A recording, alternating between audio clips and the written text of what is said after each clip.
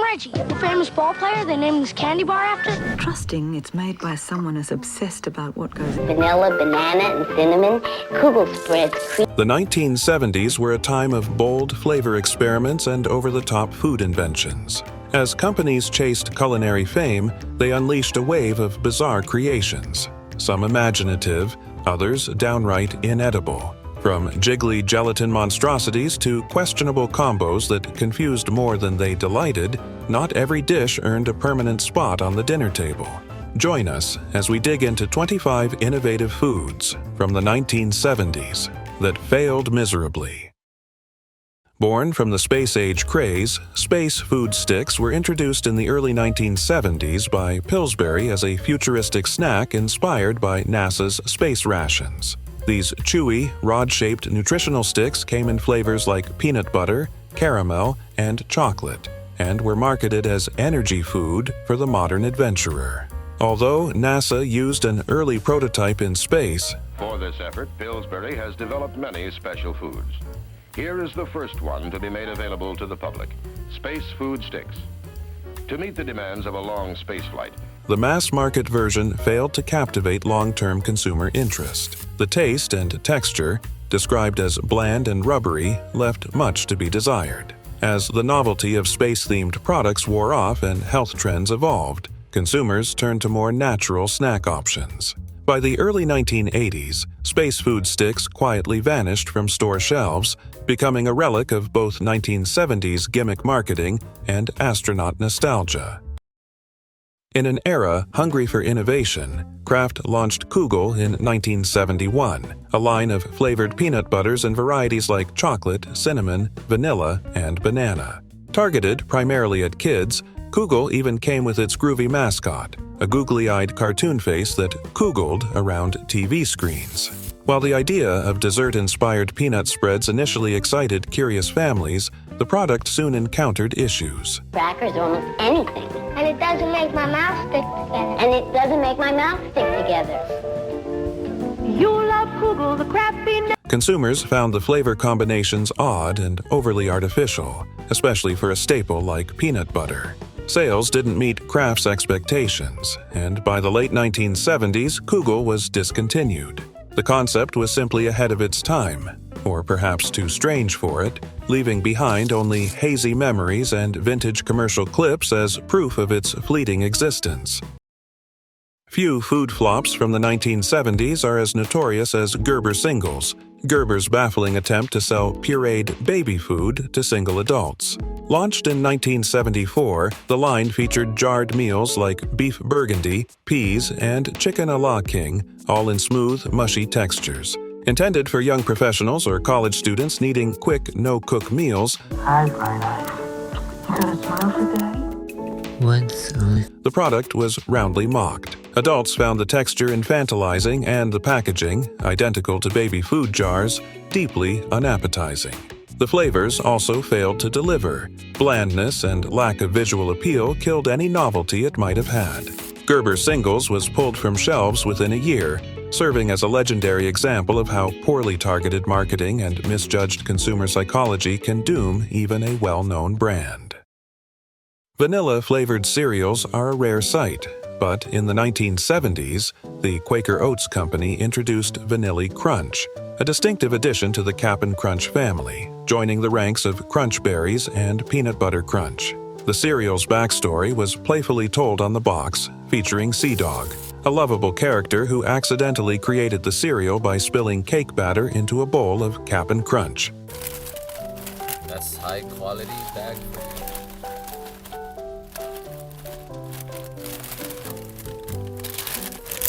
TV commercials described it as crispy, creamy-colored globes of goodness, emphasizing its unique vanilla flavor and added nutrients such as vitamin B and iron. With a taste often compared to crunchy birthday cake, Vanilli Crunch left a lasting impression on fans. Though discontinued in 1975, nostalgic cereal lovers still fondly recall its sweet, one-of-a-kind flavor. The Reggie bar was launched in 1978 by Curtis Candy Company, a division of Nabisco, to celebrate New York Yankees slugger Reggie Jackson. Shaped like a hockey puck, it featured a mix of peanuts, caramel, and milk chocolate, similar to a flattened Snickers.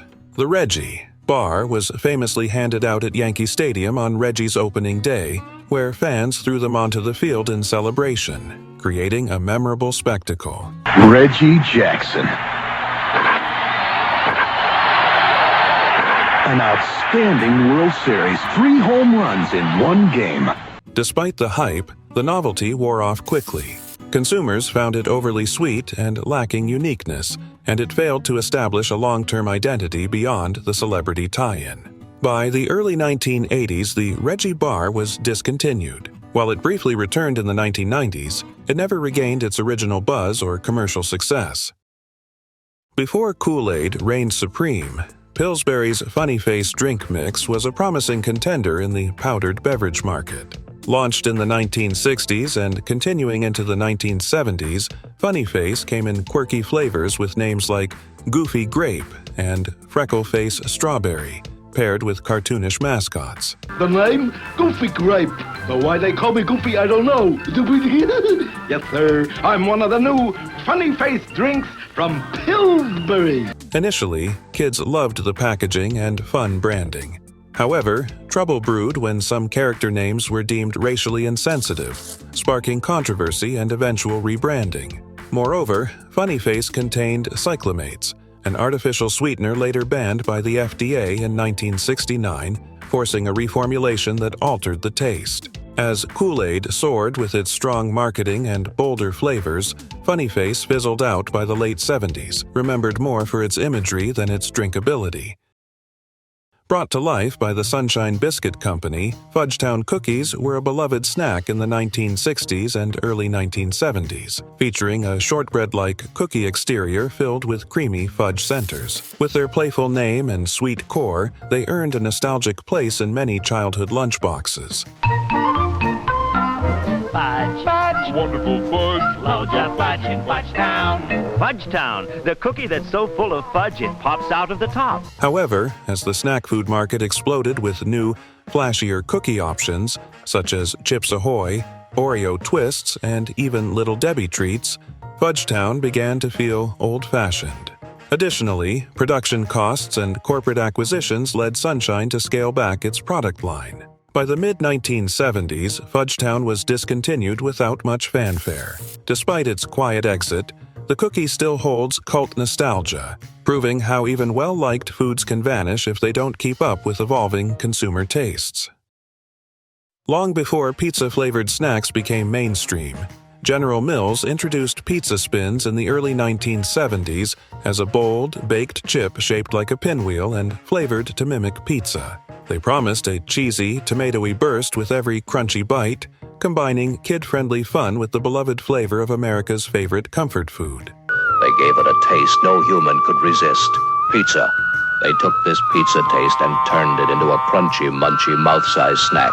However, the execution fell flat. The flavor was more artificial than appetizing, and consumers found the texture dry and the aftertaste odd.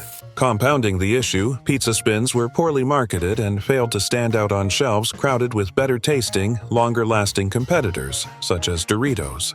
By the mid-1970s, General Mills quietly pulled the plug. Despite a short-lived cult following, pizza spins remain a footnote in the history of failed food innovations. In 1976, Tangy Taffy was introduced as a bold twist on traditional taffy candy, promising a sour, tangy flavor that would excite young consumers. Manufactured by General Foods, this product aimed to combine the chewy texture of taffy with a zesty punch. It says, Laffy for me, taffy for you. Right on the back of it. It's made by Nestle. Hoping to carve out a niche in the competitive candy market of the 1970s. However, Tangy Taffy failed to resonate with customers, who found its sourness overwhelming and the flavor profile too unusual compared to the familiar sweet taffy taste. Additionally, the texture was criticized for being sticky and difficult to chew. Despite aggressive marketing campaigns targeting kids and teenagers, Tangy Taffy was discontinued within a year due to poor sales and negative consumer feedback, making it one of the notable candy flops of the decade. Few 1970s food items embodied the era's obsession with convenience and novelty more than Snackmate cheese in a can. Produced by Kraft, this aerosol-style cheese spread offered the thrill of spraying processed cheese directly onto crackers. What am I getting myself into? Anyways, here we go, guys. A full can of easy cheese. Cheddar. Celery sticks, or even fingers. It was fun for kids, easy for parents, and an undeniable conversation starter at parties. However, beneath the gimmick was a growing consumer concern: artificial ingredients, preservatives, and questionable nutrition. As health consciousness began rising later in the decade, public perception of canned cheese shifted from quirky to unwholesome.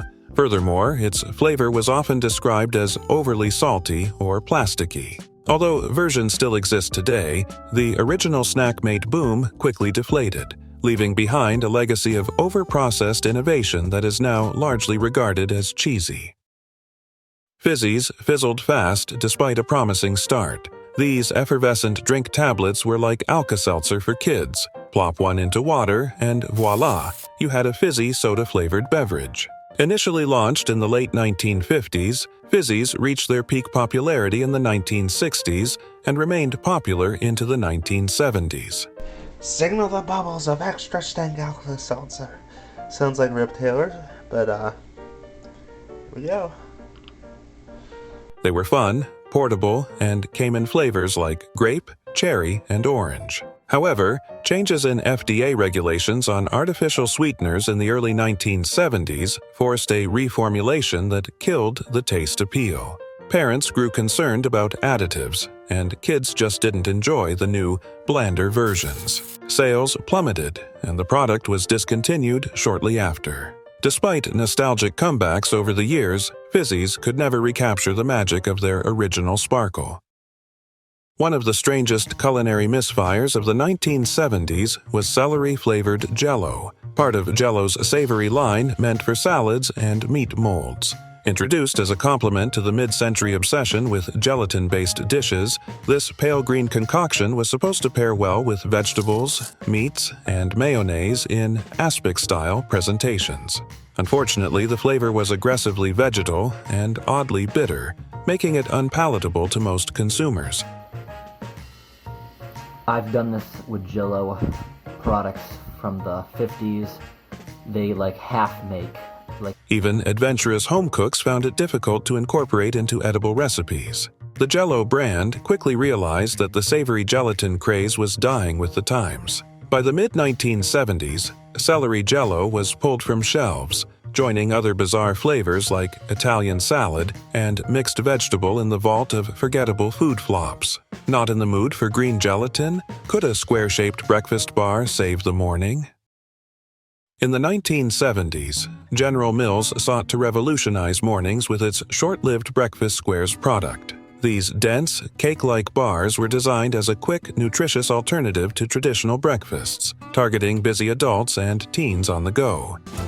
Our quicker breakfast squares are made with apple and strawberry purees, creamy peanut filling, our hearty Quaker oats. They came in flavors like chocolate and cinnamon and were fortified with vitamins to make them appear healthy. However, despite aggressive advertising, the product failed to catch on. Consumers complained about the dry texture, bland taste, and questionable freshness. Worse, it didn't feel like a real breakfast, leaving many unsatisfied. As healthier options and cereal bars emerged later in the decade, breakfast squares quickly became obsolete. General Mills quietly discontinued them, and the idea was shelved until granola bars rose in the 80s. The 1970s saw a surge in prepackaged convenience foods, but canned hamburgers were a bridge too far. Designed for campers, military personnel, and novelty seekers, these fully cooked burgers came sealed in metal cans, complete with bun, patty, and all the fixings. Companies like Trek or generic survival food brands offered them as just heat and eat solutions. And I mixed some beef stock and turkey bone broth I had.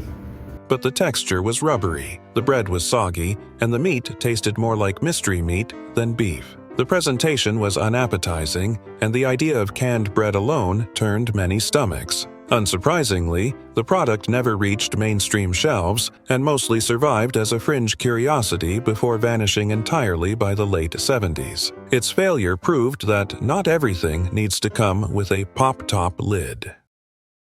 The Planters Jumbo Block was a chunky peanut candy bar introduced in the 1970s, featuring dense layers of roasted peanuts held together by a sweet, nougat-like base and enrobed in chocolate. Marketed under the well-known Planters brand, it was packaged in a bold, bright wrapper with Mr. Peanut prominently displayed, aiming to attract fans of hearty, nut-heavy treats. Despite Planters' strong reputation for peanuts, the Jumbo Block failed to gain lasting traction. Consumers often found it too dense and overly sweet. Now that I'm seeing it, but that's just how they were. So, you want to try mine first? Sure. Struggling to stand out in a crowded candy bar market dominated by Snickers and Baby Ruth. By the early 1980s, the Jumbo Block quietly disappeared from shelves, becoming a nostalgic oddity remembered mainly by 1970s candy enthusiasts and collectors.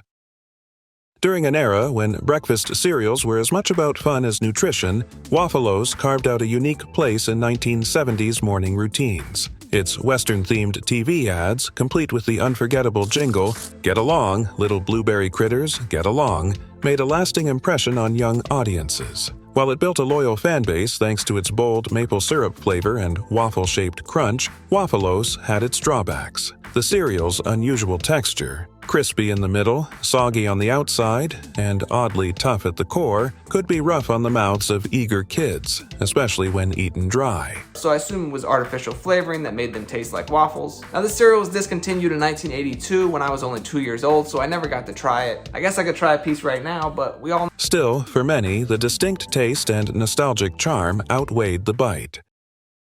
While TV dinners had already become popular by the 1950s, the 1970s saw an attempt to revolutionize them with foil trays designed for better heating and convenience. These trays promised even cooking and easy disposal, appealing to busy families. However, the foil trays often caused uneven heating in some microwaves, leading to soggy or overcooked meals. Additionally, concerns about aluminum leaching into food began to surface, sparking consumer anxiety. The lightweight packaging was also prone to damage during shipping and storage. That changed when Quaker State Foods entered the scene that year. They revolutionized the game by introducing lightweight aluminum trays with a thin aluminum lid, which reduced its shelf life. By the late 1970s, many brands had shifted back to safer and more reliable packaging materials. Although innovative in intent, foil tray TV dinners failed to meet durability and safety expectations, which limited their success.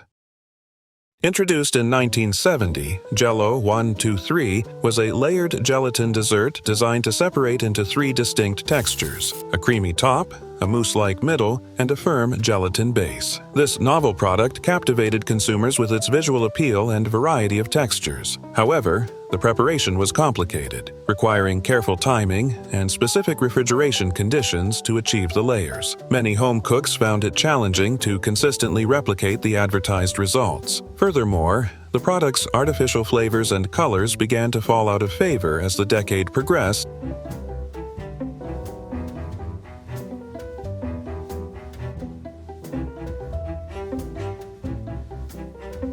and health concerns mounted. Sales declined by the late 1970s, and production ceased. Jell-O 1-2-3 remains a nostalgic symbol of the era's fascination with convenience meets novelty.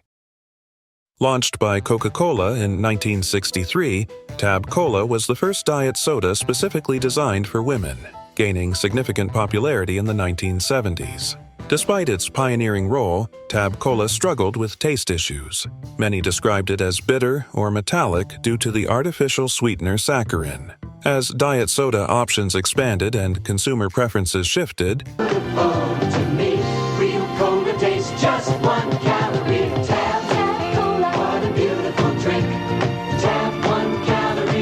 Tab's unique flavor became a liability. Moreover, the rise of competitors like Diet Coke in the early 1980s overshadowed Tab's market share. Health concerns about saccharin also dampened enthusiasm. By the late 1970s, Tab was losing ground despite its cult following. Although it lingered for decades, Tab Cola's failure to adapt ultimately relegated it to a nostalgic relic rather than a mainstream success. The 1970s fondue craze swept through American households, spurred by Swiss culinary influence and the rise of social dining trends. Supermarkets eagerly stocked fondue sets, complete with pots, forks, and dipping ingredients like cheese, chocolate, and broth. However, while popular initially, the fad quickly fizzled. Many consumers found the process cumbersome,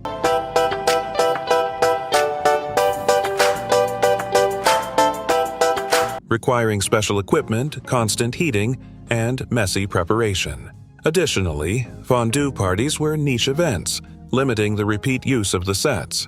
Over time, supermarkets realized the limited shelf life and low turnover of such bulky, seasonal items.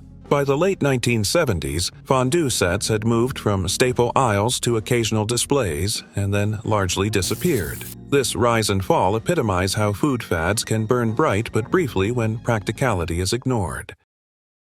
In the 1970s, Nabisco sought to rival the popular Pop-Tarts with Toastettes, toaster pastries filled with fruit jam and coated with a sugary glaze. Marketed as a quick breakfast or snack, Toastettes promised a crispy outside and a sweet, gooey center. Despite the appealing concept, they never managed to capture the market. Here we go. So I have to say that the pastry feels exactly like a Pop-Tart.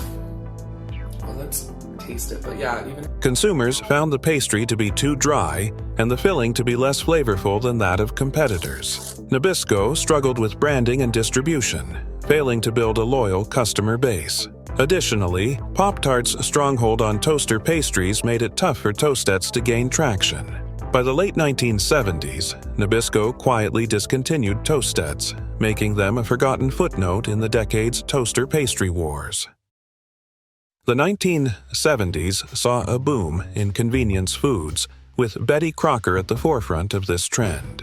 In 1976, the company launched Muggo Lunch, a range of quick and easy pasta meals designed for busy consumers. These products came in simple packets to which you just added boiling water, making them ready in just 5 minutes.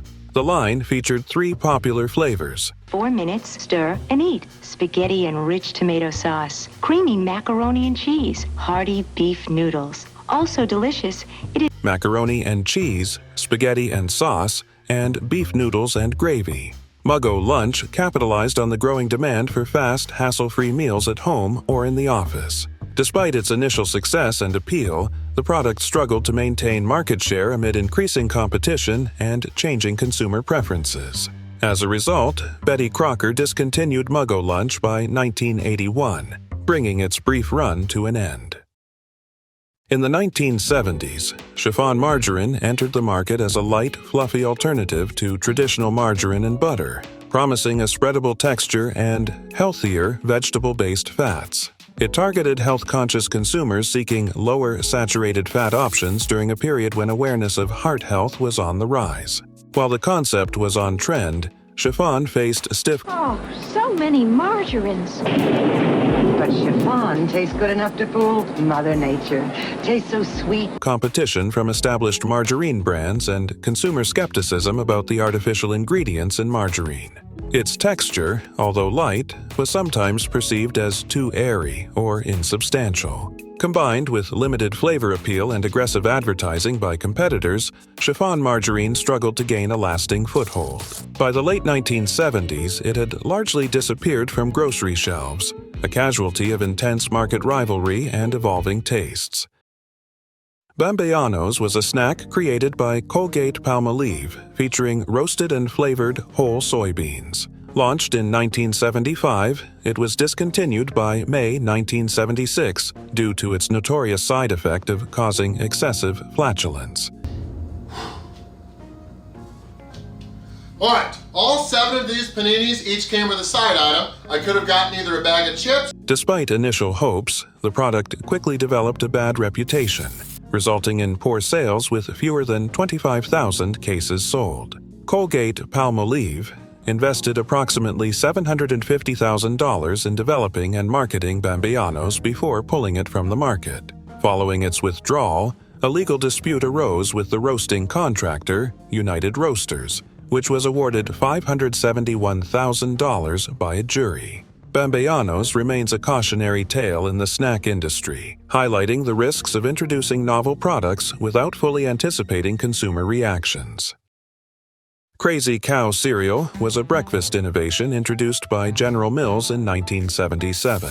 This cereal featured crispy corn puffs coated with a powdered drink mix, allowing the milk to transform into flavored chocolate or strawberry milk once poured over the cereal. Look, it's called Crazy Cow, right? Now I'm no bovine expert, but aren't cows female? My understanding was always that cows are female. The concept aimed to combine the enjoyment of flavored milk with the crunch of cereal. While the novelty appealed to some, the product was discontinued in the early 1980s due to limited market appeal and the novelty wearing off. Despite its brief presence, Crazy Cow cereal remains a nostalgic item for those who recall its distinctive approach to breakfast.